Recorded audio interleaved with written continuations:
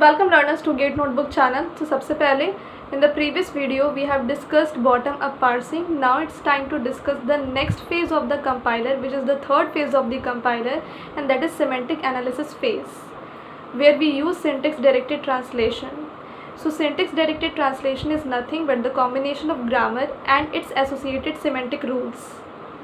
So in syntax directed translation we use grammar with some rules, and there are two types of syntax directed grammar. One is S attributed and one is L attributed. But to understand S attributed and L attributed, you must be knowing about the synthesized attributes and inherited attributes. So what is synthesized attribute? If parent takes value from child, then it is synthesized attribute. But if child takes value from parent, then it is inherited attribute. So in S attributed SDT, we use synthesized attributes only, and in L attributed SDT we use synthesized and inherited attribute both. But there is one restriction on inherited attribute in the case of L attributed, that the sibling can take the value from left one only, and the sibling cannot take value from right sibling. Okay, it means you cannot take value from right sibling, you can only take values from left sibling. So syntax directed translation को हम कहाँ use करते हैं? What are the applications? So we use syntax directed translation to evaluate the value of any expression. We use syntax directed translation to convert infix to postfix, or to convert infix to prefix expression.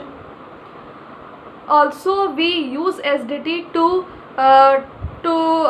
know the order of semantic actions. Okay, and it is also used to print some values for an input string.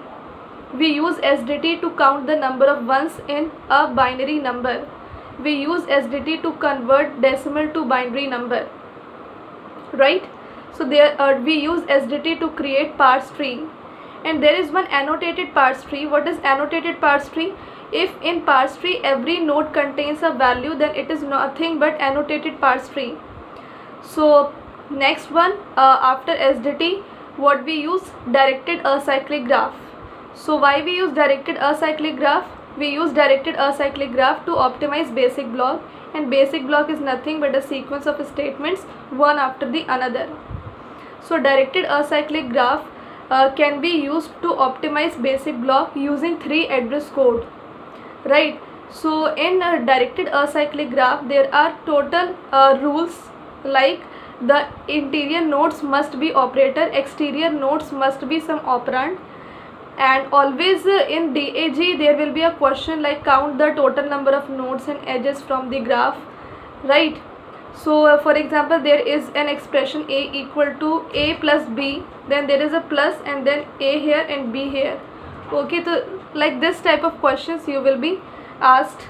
And one more thing, if there are epsilon production in your language, then you cannot remove epsilon production from your grammar. This is also very important concept. Thank you.